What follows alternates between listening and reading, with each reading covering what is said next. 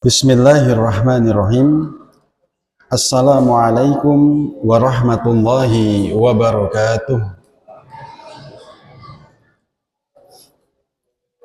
Innal hamdalillah nahmaduhu wa nasta'inuhu wa nastaghfiruh wa na'udzu billahi min syururi anfusina wa min sayyiati a'malina. May yahdihillahu fala mudhillalah wa may yudlil fala hadiyalah. Allahumma salli wa sallim wa barik ala Muhammad wa ala alihi wa ashabihi wa man tabi'ahum bi ihsanin ila yaumil qiyamah, amma ba'du. Bapak-bapak, ibu-ibu, dan para hadirin jamaah pengajian Masjid Remaja A'azzani Allah wa iyyakum. Marilah pada kesempatan sore yang di tengah rintik hujan ini, kita tetap memanjatkan rasa syukur kita kepada Allah, perbanyak lisan kita dalam bertahmid kepadanya. Kita ucapkan Alhamdulillahirabbil alamin. Satu bentuk ucapan syukur yang diberikan pahala bagi siapa saja yang mengucap zikir tersebut. Adalah sabda Nabi Shallallahu Alaihi Wasallam, sering kita sampaikan sebagai bahan motivasi. Man qala, siapa yang berzikir dengan mengucap Alhamdulillahirabbil alamin. Alhamdulillah. Matur suwun, jazakallahu khairan. Siapa yang berzikir dengan mengucap Alhamdulillahirabbil alamin, katabat lahu salasuna hasanah. Allah mencatat bagi hamba itu 30 pahala kebaikan. Tidak hanya pahala, ucapan tahmid kita Bapak Ibu, khutta anhu salasuna khati'ah, menjadi sebab diampuninya 30 dosa-dosa maksiat kita. Oleh karena itu, sekali lagi, perbanyak lisan kita dalam bertahmid, kita ucapkan Alhamdulillahirabbil alamin. Ada satu zikir, satu doa, insya Allah kita semuanya hafal, yang dianjurkan untuk kita baca, untuk kita haturkan kepada Allah saat hujan seperti ini, Pak. Zikir apa itu? Atau doa apa itu? Allahumma shayyiban nafi'a. Ya Allah, berikanlah hujan yang nafi'. Turunkanlah hujan yang nafi'. Nafi' itu artinya memberikan manfaat. Hujan walaupun deras tidak menjadi sebab bencana alam. Hujan yang deras tidak menjadi sebab kita kecelakaan. Dan juga hujan yang deras menjadikan kita semakin berkah, Pak. Panjenengan yang di rumah tidak ada AC, berhubung hujannya nafi', bermanfaat, tidur pun nyenyak, adem, itu barokah. Panjenengan yang punya dagangan, gorengan, angsli, ronde, semakin laris, Pak. Kenapa? Adem-adem, enake, jajan, makin laris. Lek dagangannya es teh gimana, Pak? Laris juga, sebab viral, dihina. Artinya kita berharap hujan yang nafi'. Dan ada satu doa, yang doa ini, Pak, ketika kita panjatkan, di pagi hari kita baca, sampai di sore hari Allah akan berikan keselamatan buat kita. Ketika doa ini dibaca di sore hari, sampai nanti di pagi hari, Pak, kita akan dijaga oleh Allah Azza wa Jalla. Bagaimana doanya? Di dalam hadis riwayat Abu Dawud bi isnadin sahih, sanad hadis ini adalah sahih.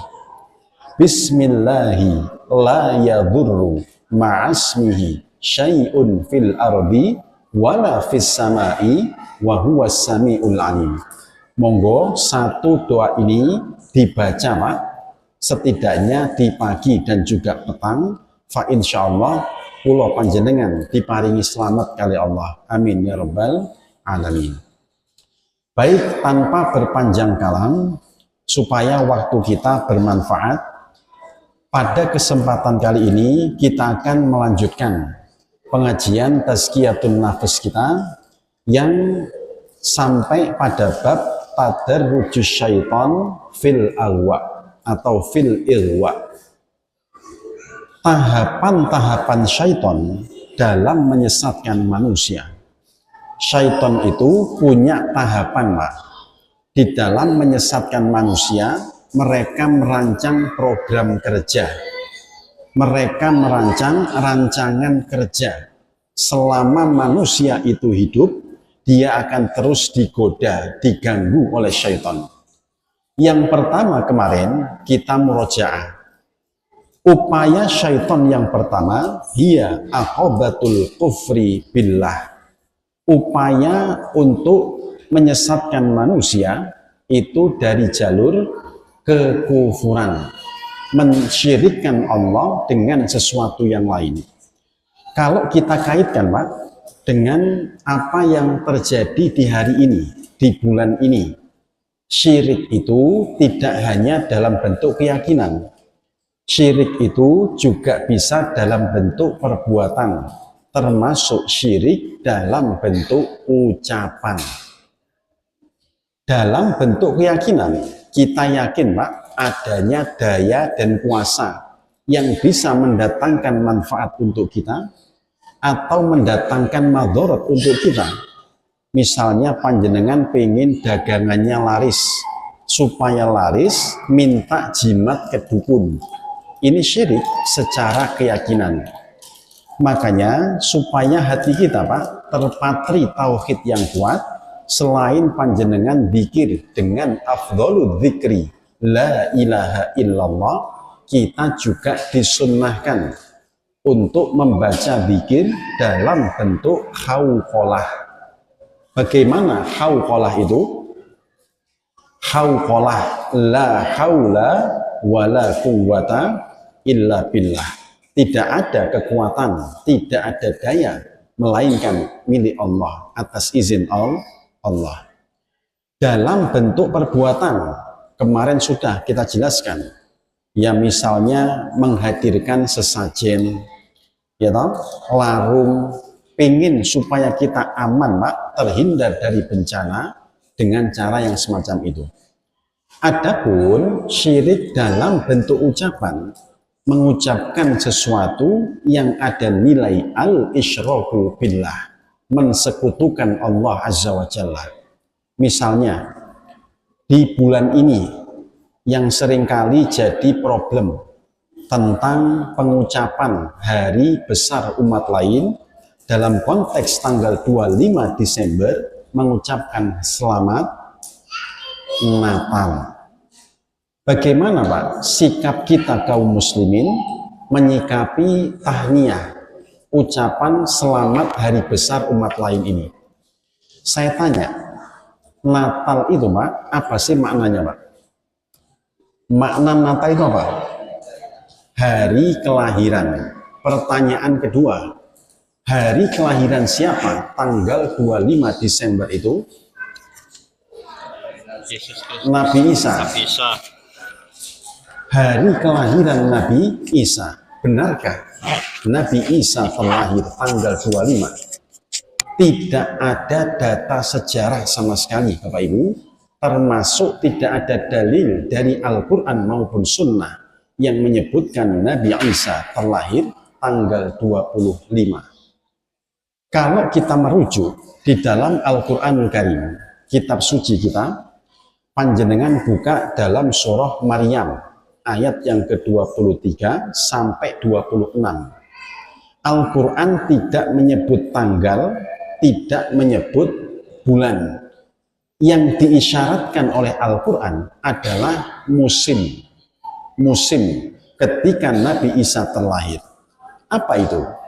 Saat ibunda beliau, Pak, itu melahirkan, mengandung Nabi Isa, kemudian melahirkan, beliau dalam suasana yang genting, lapar, lelah, sampai kemudian Allah perintahkan kepada ibunda Nabi Isa Sayyidatuna Maryam alaihissalam, coba engkau goyangkan pohon kurma itu, dari pohon kurma itu Pak, kemudian berjatuhan kurmanya. Menunjukkan apa? Kurma sedang matang, sedang matang-matangnya. Panjenengan yang pernah haji, pernah umroh, saya tanya, saat kurma itu matang, tumbuh dengan baik, itu saat musim panas atau musim dingin Pak? Musim panas. Di musim panas tidak hanya kurma sing mateng, kurma yang setengah mateng, yang warnanya kekuningan, disebutnya balah atau rutop, yang biasanya dipakai ibu-ibu untuk promil kurma muda, ya, itu juga tumbuh dengan baik di musim panas. Kurma yang sudah mateng, masak, empuk, namanya tamer, juga mateng di musim panas, Bapak Ibu. Al-Quran menyebutkan Nabi Isa terlahir saat musim panas. Adapun tanggal 25 Desember, Bapak Ibu, tahukah kita di tempat kelahiran Nabi Isa alaihissalam? Di mana Pak? Tempat lahirnya Nabi Isa itu? Di Kalilom. Kalilom. Di Bethlehem atau Baitul Lahmi di Palestina sana. Nabi Isa terlahir di apa? Nah, di Palestina, di kota Bethlehem, tumbuh dan besar di kota Nazaret, berdakwah di kota Nazaret. Di saat bulan Desember, Pak, di wilayah Syam, Palestina, Yordan, termasuk Lebanon dan Suriah, itu sedang musim dingin, Pak. Sampai dinginnya itu menjadikan air yang turun menjadi salju, bersalju, ya. Jadi antara fakta sejarah, isyarat Al-Quran dengan klaim mereka ini bertentangan satu sama lain, Bapak Ibu. Mungkin di kalangan mereka, Pak, itu punya anggapan, loh iyo, itu kan kitab sucimu Al-Quran, itu kan keyakinanmu Al-Quran, bukan keyakinan kami. Baik, kita buktikan Pak di dalam kitab suci mereka sendiri. Sekitar tahun 2014 yang lalu Pak, saat ada Ma'arid Alkitab Ad-Dauli, pameran buku internasional terbesar kedua di dunia yang ada di kota Kairo, Mesir. Kalau yang terbesar pertama itu di kota Berlin di Jerman, ya. Saat itu saya berkunjung ke standnya teman-teman Nasrani. Saya ketemu dengan pendeta Kristen Ortodoks Koptik Kristen Mesir. Dikasih satu kitab Pak, disuruh baca sama beliau. Namanya pendeta Butros. Coba ini kamu baca. Ya wis, tak waca tenanan Pak. Alkitab Al-Muqaddas ini himpunan dari kitab perjanjian lama versi Nasrani yang disebut Taurat itu, dan juga Injil, ya. Ketika saya baca dalam Injil Luka itu artinya Lukas, ya. Pasal yang kedua, ayat yang ke-8, Bapak Ibu. Ada keterangan begini.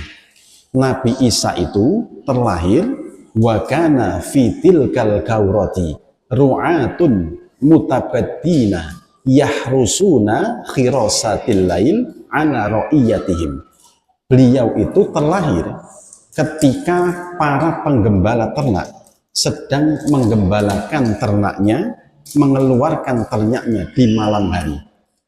Bapak Ibu, secara akal saja Pak, mungkin tidak ada penggembala yang berani Pak beternak di malam hari di padang rumput yang bersalju di malam hari sisan. Nggak mungkin secara akal Bapak Ibu.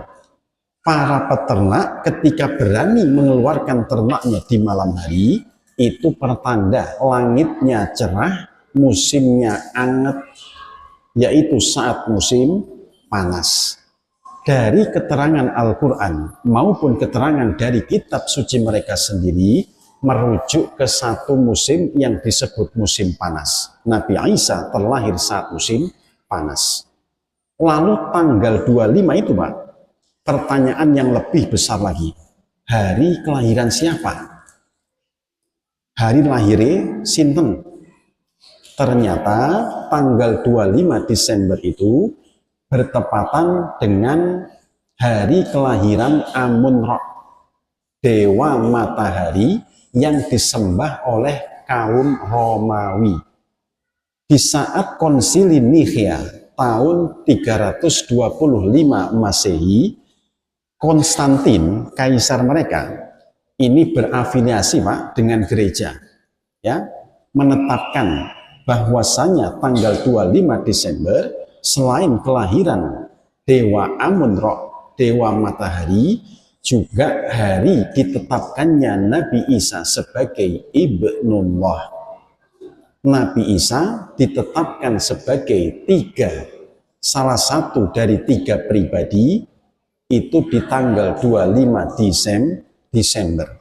Ada Tuhan Bapa, ada Tuhan Anak, ada Roh Kudus.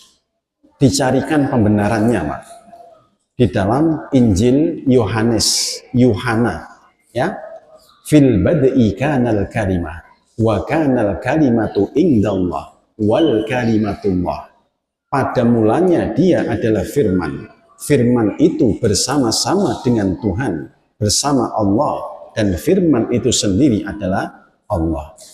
Jadi saat panjenengan mengucap tahniyah selamat Natal secara tidak sadar ataukah sadar Pak, kita mengucapkan selamat hari kelahiran Isa sebagai anak Allah. Pertanyaan sing lebih gede mana? Masalah atau tidak Pak? Masalah besar, gitu. Bertentangan dengan keyakinan kita kaum muslimin. Qul huwallahu ahad, Allahus samad, lam yalid walam yulad.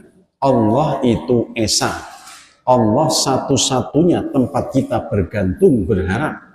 Dan Allah tidak beranak, Allah juga tidak diperanakkan. Jelas nopo jelas. Oleh karena itu Bapak Ibu sekalian, sekitar tahun 80-an ulama kita Abuya Hamka Haji Abdul Malik Karim Amrullah, penulis kitab tafsir Al-Azhar. Saya punya tafsirnya saminten Pak, kandeli itu. Tafsir Al-Azhar karya Buya Hamka. Di tahun 80 Pak, Buya Hamka itu mengeluarkan fatwa saat beliau masih menjabat ketua MUI, Majelis Ulama Indonesia, bahwa mengucap selamat Natal itu terlarang. Sampai beliau meninggalkan jabatannya Pak sebagai ketua MUI gara-gara nopo? Ditekan sama pemerintah supaya mencabut fatwanya.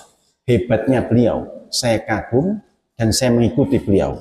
Beliau rela Pak mundur dari jabatan sebagai ketua MUI demi mempertahankan pendapatnya. Kenapa?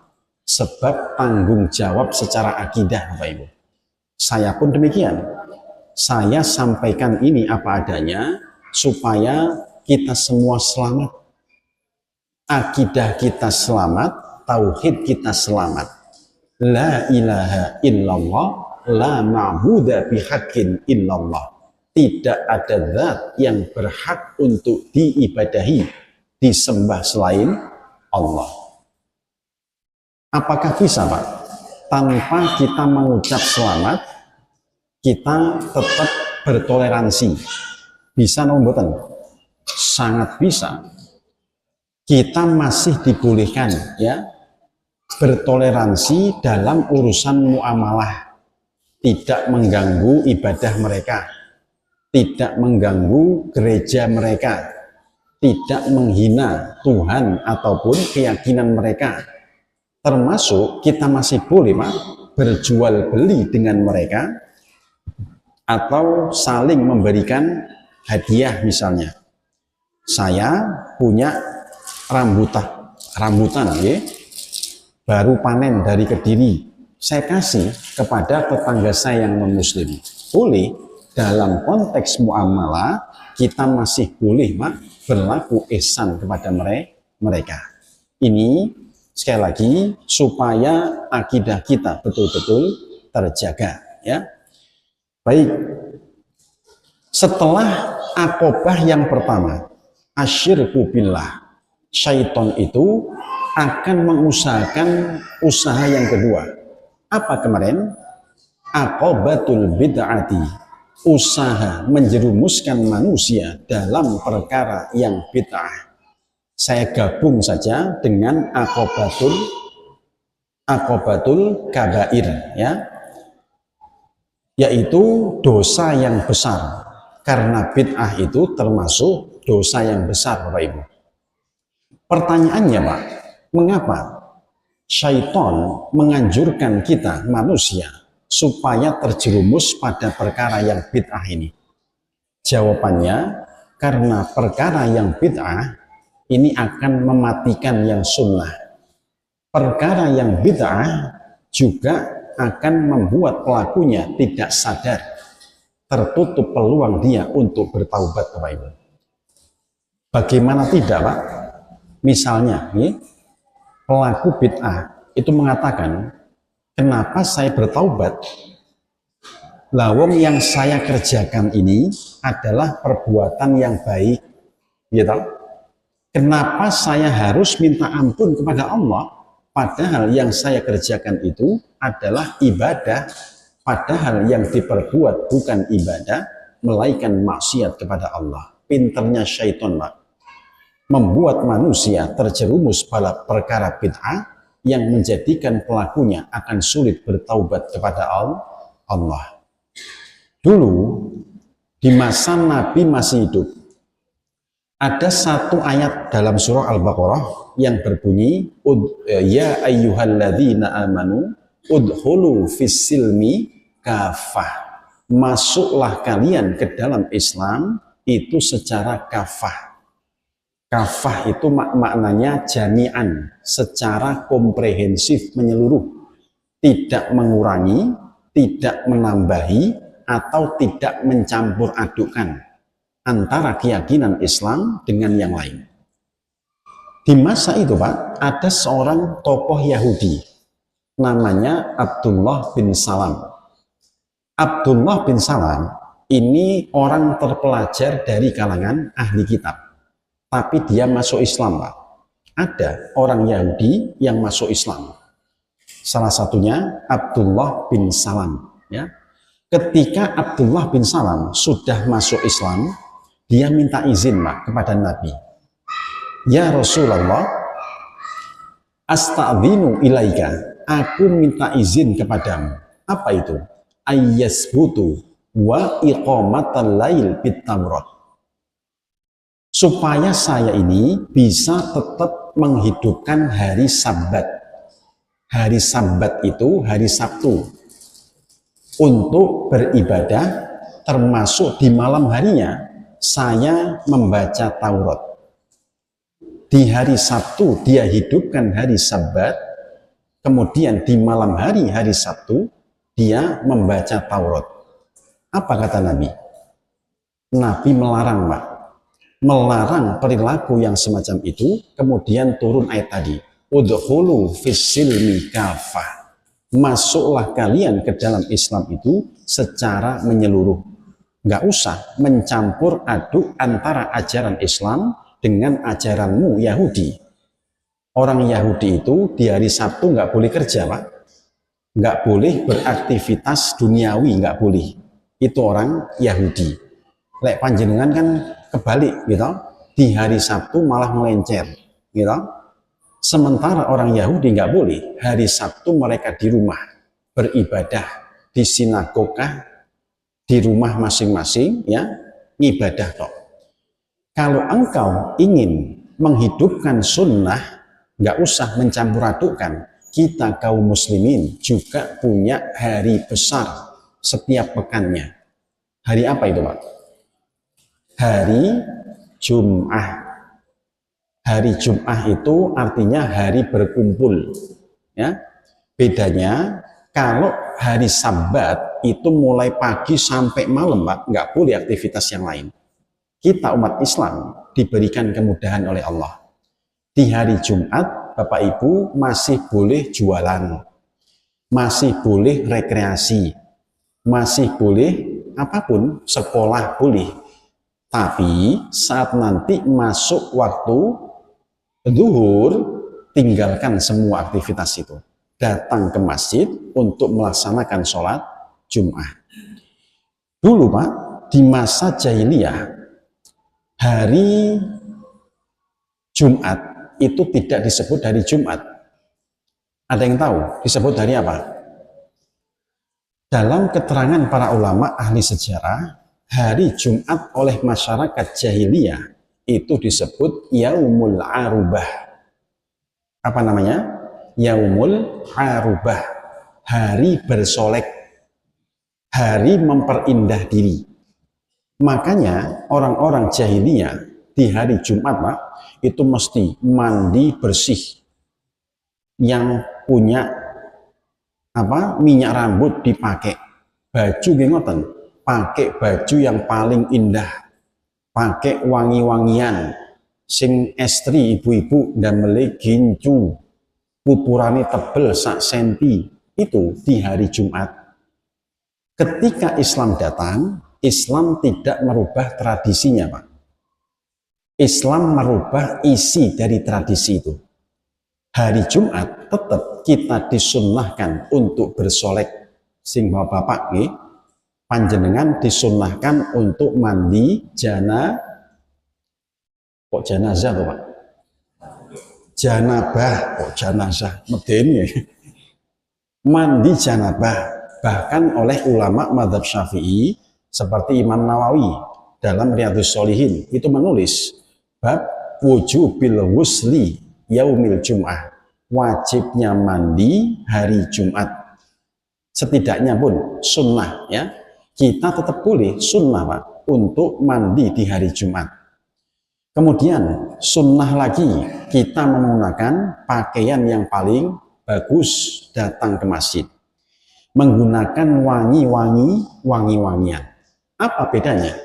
Kalau di masa jahiliyah mereka dandan, Pak, tujuannya untuk ujub berbangga diri, api-apian dunyo, si apik lambiku sewu dinar ini gitu. Yang lain juga begitu, menyombongkan dirinya, menunjukkan kebesarannya, Pak, di hari Jumat. Islam datang merubah itu semuanya. Mandinya tetap, bersoleknya tetap, tapi tujuannya adalah untuk datang ke masjid untuk beribadah. Mosok menghadap Allah kok modal madul, kan ngoten, Pak? Menghadap Allah gak adus lek apene apel gitu. Tuh, macai luar biasa. Loh. Islam merubah nilainya, Pak. Nilainya dirubah oleh Islam. Inilah sunnah yang bisa diamalkan oleh Abdullah bin Salam. Nggak usah di hari Sabat, hidupkan saja hari Jumat. Di hari Jumat yang laki-laki, ya, bapak-bapak juga bisa, termasuk ibu-ibu, memperbanyak membaca sholawat kepada Nabi.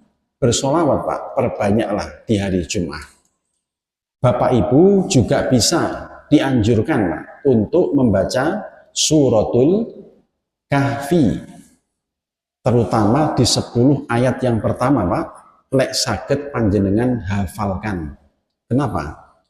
Orang yang menghafal 10 ayat yang pertama suratul Kahfi, opo manes danten apal kabeh, Allah akan jaga dirinya dari fitnah Al-Masih Ad-Dajjal. Ini sudah akhir zaman, Pak. Sekarang kita itu hidup di era mulkan jabarian. Era di mana kekuasaan itu kekuasaan yang diktator. Baru kemarin, kapan hari, penguasa diktator mulai hancur lagi. Siapa? Bashar, ya, Al-Assad mulai hancur. Nanti kata Nabi, kita akan hidup di 5 fase. Fase yang kelima, khilafatan ala minhajin nubuwah. Di masa itulah, Pak, Dajjal akan keluar. Mumpung dereng, gitu, masih di akhir-akhir ini, era yang keempat. Ayo kita baca terus surah Al-Kahfi, terutama di hari Jumat, apalkan 10 yang pertama. Alhamdulillahilladzi anzala ala abdihil kitaba wa lam yaj'al lahu iwaja qayyiman liyundhira ba'san syadidan min ladunhu wa yubashshiral mu'minin, sampai seterusnya. Dihafalkanlah.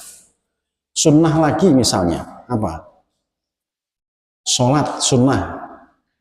Lek salat sunnah qobliyah Jumat ada atau tidak, Pak? Ada napa mboten salat sunnah qobliyah Jumat? Hah? Enggak ada. Menurut sebagian kecil para ulama dalam madhab Hanafi, silakan buka dalam Fathul Bari Syarah Sahih Bukhari, ada sebagian kecil, tetapi kita mengambil pendapat jumhurul ulama, mayoritas ulama. Dikatakan oleh Ibnu Hajar ketika mengomentari, mensyarah hadis riwayat Imam Bukhari, bahwasanya tidak ada dalil yang sharih dan juga sahih tentang adanya qobliyah Jumat. Yang ada adalah sholat mutlak. Bapak Ibu, bapak-bapak ya, datang ke masjid, sholat tahiyatul masjid. Pengen maneh bisa sholat ba'diyah wudu. Sik pengen malih Pak, boleh sholat sunnah mutlak. Tidak diniatkan qobliyah Jumat. Yang pasti ada Pak, ittifaq, sepakat para ulama, adalah sholat ba'diyah Jum'ah. Berapa rakaat? 4 rakaat. Boleh kita kerjakan di masjid, tapi kalau lebih afdol, keterangan dari Ibnu Umar, putranya Umar bin Khattab radhiyallahu anhuma. Ibnu Umar mengatakan, Nabi itu fi'liyahnya, prakteknya 2 rakaat di masjid, 2 rakaat di mana? Di warung kopi, Pak. Di rumah. 2 rakaat di masjid, 2 rakaat di rumah. Ini juga dalam rangka menerangi rumah kita, Bapak Ibu. Sholat sunnah itu juga afdol kalau kita kerjakan di rumah. Nabi menyebutkan nawwiru manazilakum bis sholati wa qiraatil Quran. Terangi rumah kalian, kata Nabi, dengan 2 hal. Yang pertama sholat sunnah, yang kedua tilawatil Quran. Rumah yang seringkali dibuat 2 ini, Pak, walaupun rumahnya sempit, ukurannya 3x4, kos-kosan lagi, kos-kosan pulau 3x4, lek sak kamar mandi ini paling 5. Walaupun sempit Bapak Ibu, lek sering didamel kali ini Pak, akan terasa lego. Walaupun rumah itu di tengah keramaian sekalipun, akan terasa damai. Walaupun rumah itu nggak ono AC ini, seperti masjid remaja, AC ini berapa PK ini gitu. Walaupun rumah jenengan nggak ada AC Pak, akan terasa adem, tentrem. Ini sebab apa? Keberkahan yang didapat dari 2 hal ini Pak. Akan hadir cahaya yang tidak kasat mata di dalam rumah kita. Cahaya apa itu? Cahaya malaikat rahmah. Malaikat akan datang Pak ke rumah kita mendoakan keberkahan bagi penghuni rumah itu. Mulane panjenengan misalnya Pak pulang ke rumah ya toh, padahal istri sudah dandan ayu, sudah mandi, wis wangi, panjenengan dari kerja masuk rumah ndelok bojo kok biasa ngono nggih. Barangkali Bapak Ibu tidak ada keberkahan Pak dalam rumah kita. Biasakan ya baca Quran di rumah, hidupkan dengan sholat sunnah. Ibu-ibu sebaliknya Bu, karena rumahnya barokah Bu, ibu-ibu sering ngaji Pak, sering sholat di rumah sunnah. Begitu suami pulang, mulai kerja kumus-kumus Bu, mambune keringet. Begitu sampai rumah, assalamualaikum, ketoke nggo wanteng Bu. Nggih, mergo napa Pak? Barokah Bu. Ayo biasakan apa itu baca Quran di rumah dan juga apa? Nah, mengerjakan sholat sunnah. Nah, Saya lanjut. Al-Kabair sudah kemarin nih. Kok gak iso nih, Pak? Pun, delok kitab mawon.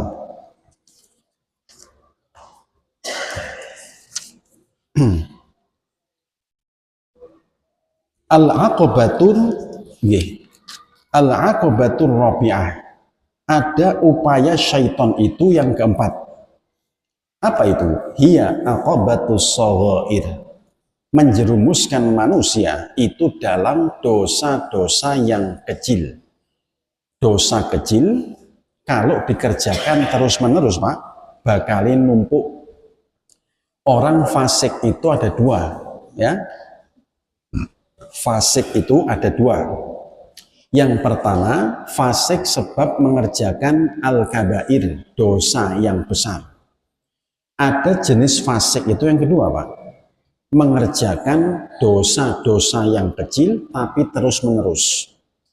Ya misalnya, ya, panjenengan yang suka buang sampah bukan pada tempatnya, membuang sampah di jalan, matur suwun.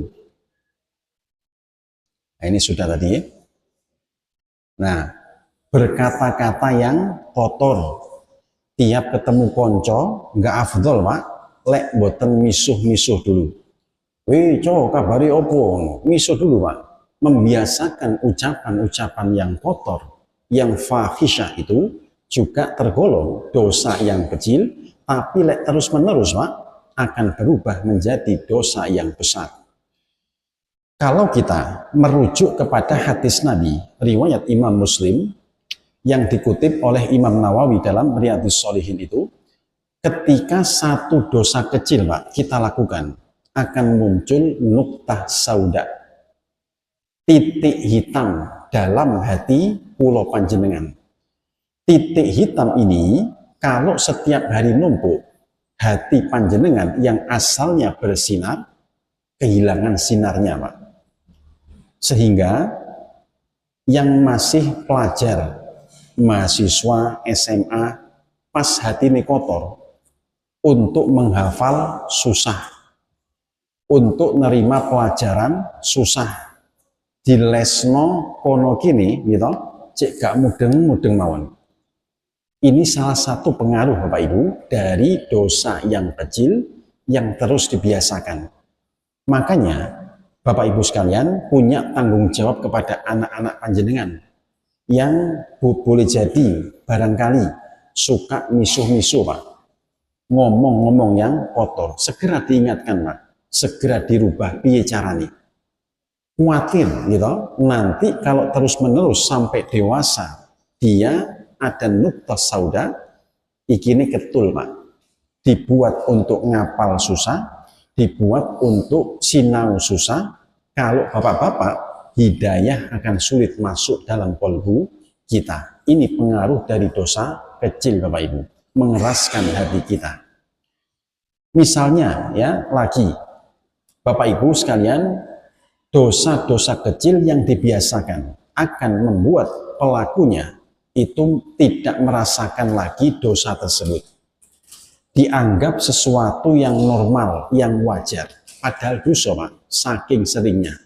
Ayo tanya, orang-orang yang biasa misuh-misuh itu, Pak, entah dalam bentuk kewan ataupun yang lain, pasti dia cari alasan. Gitu. Misuh dalam bentuk, ya, bahasanya orang Surabaya itu lagi, itu hal yang wajar. Kenapa? Itu singkatan dari kata jogonen cucukmu, gitu. Saya pernah dengar gitu. Jogonen cucukmu maksudnya gitu. Atau pernah juga dikatakan kalau itu ungkapan untuk menunjukkan tengnya Belanda, ya, Jan Kuk namanya. Ketika tengnya datang, Jan Kuk teko gitu. Allahu a'lam, kebenarannya yang mana? Ala kulli hal, kata-kata itu, Pak, di masyarakat kita sudah menjadi kesepakatan. Kata-kata yang tidak elok, kata-kata yang buruk, lek dibiasakan, Bapak Ibu, akan menjadikan hati kita keras. Ketika hati keras, kita tidak bisa lagi merasakan dosa. Apa dampak yang lebih besar, Bapak Ibu? Dampak yang paling besar, kita tidak bisa merasakan halawatul iman wa halawatul ibadah. Nikmatnya menjadi orang yang beriman, tidak bisa juga merasakan nikmatnya ibadah. Sholat 5 waktu, sholat tahajud, Masya Allah. Dulu ketika kita circle-nya masih baik, lek sholat nikmatnya luar biasa. Allahu Akbar, lali Pak utang-utang panjenengan. Allahu Akbar, lali Pak lek mari disneni bojone, lali saking nikmatnya ibadah. Sampai yang tahajud di malam hari meneteskan air mata. Allahu Akbar, sujud suwi ndonga Pak, sampai apa? Nangis. Nikmatnya ibadah.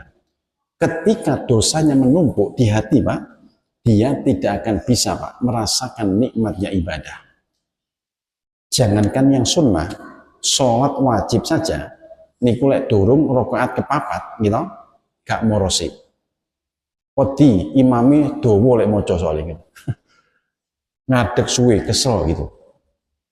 Sholat 5 waktu, kalau belum waktu duhur menjelang waktu asar, jam 2 dia baru sholat.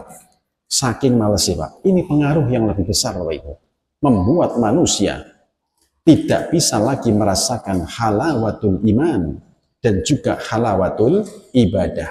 Nikmatnya kita beribadah. Maka sekarang panjenengan koreksi diri kita masing-masing. Saya mengoreksi diri saya, Bapak Ibu koreksi diri kita masing-masing. Panjenengan lek sholat, merasakan nikmat nopo mboten? Isok sampai nangis nopo mboten? Kalau tidak, nah perbanyak kita dalam beristighfar. Perbanyak kita mohon ampunan kepada Allah. Supaya hati kita bersih Bapak Ibu. Kalau syaitan gagal Pak menjerumuskan manusia pada dosa yang keempat ini, dia akan mengusahakan upaya yang kelima. Al-aqabatul khamisah, aqabatul mubahati allati la harja ala fi'liha. Upaya menyibukkan manusia pada perkara-perkara yang mubah, tapi dia keterusan dalam perkara yang mubah itu. Contohnya nopo? Perkara yang mubah. Misalnya kita punya hobi, tidak dipungkiri ya, masing-masing pulau panjenengan itu punya hobi Pak. Boleh punya hobi. Saya hobinya ya dolen tenggene perbukitan, tapi bukan hiking Pak. Lek hiking moh kesel. Seneng naik motor ke atas, di atas kita nikmati alam, enak adem gitu. Nah, seneng hobi gitu. Panjenengan ada yang punya hobi mancing. Ada mboten Pak? Punya hobi mancing. Anggap saja ada hobi mancing. Ini boleh, tetapi Bapak Ibu, kalau terus-terusan jadi perkara yang melalaikan. Mancing mulai jam 6 isu sampai setengah 9 dalu. Ini terus Pak. Bukan lagi perkara yang mubah, tapi perkara yang melalaikan. Lali sholate dosa, lali ngajine gitu. Wayahe ngedusi anak lali, ngeterno anak ngaji lali, lho Pak, melalaikan Bapak Ibu. Kula panjenengan boleh Pak punya hobi perkara yang mubah, tapi jangan lupa ada porsi tertentu yang kita ambil.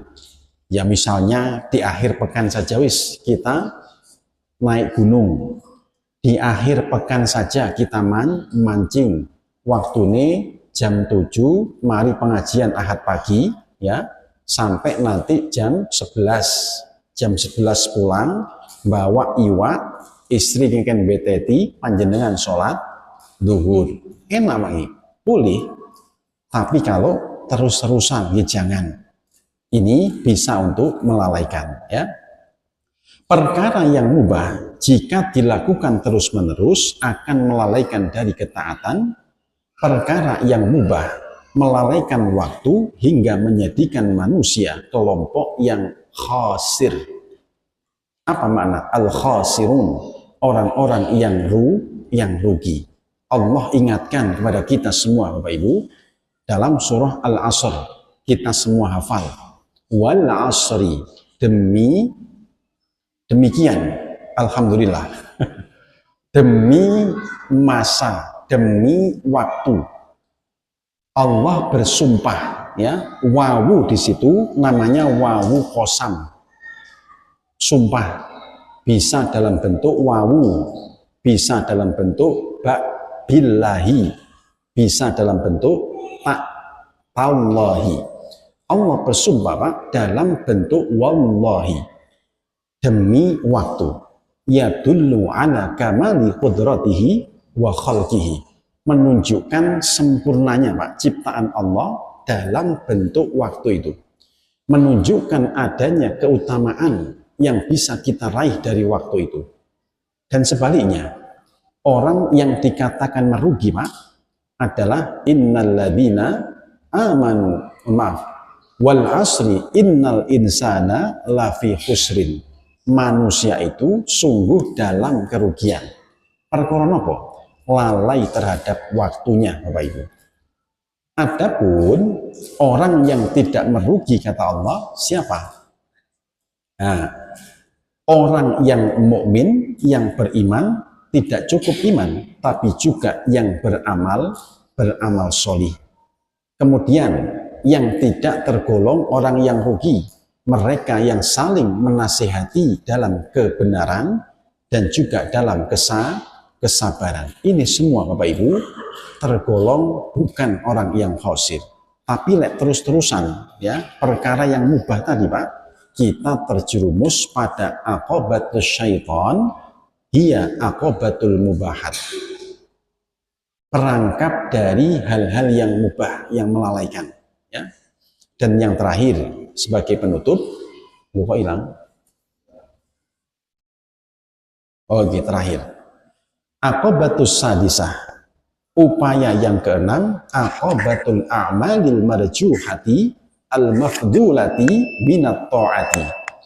Disibukkan Pak dengan perkara yang kurang afdol, padahal ada perbuatan yang lebih afdol. Lebih memilih yang tidak afdol, padahal ada yang afdol yang harusnya dia kerjakan. Apa contohnya? Nah, misalnya ya, nanti di bulan Ramadan kurang berapa bulan? 2 bulan lagi, ya, bulan Maret gitu.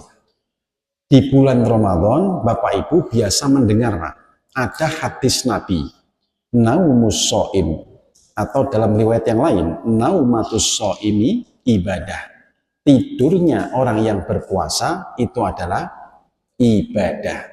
Menjadi dalil Pak bagi orang sing turu di hari Ramadan. Padahal hadis itu adalah hadis yang dhaif jiddan, sangat lemah Ibu. Bahkan sebagian ulama, misalnya Al-Hafidz Al-Iraqi, itu menyebut riwayat ini tidak ada asalnya, la aslalah, palsu Pak. Ada perkara yang lebih afdol timbangan itu turu. Napa niku? Nggih, bermajelis ilmu, tadarrusan, nyiapkan sedekah untuk memberi makan orang-orang yang berpuasa. Lah dia mboten milih turu terus Pak sampai menjelang asar lagi tangi. Habis itu sholat asar, kemudian ngabuburit.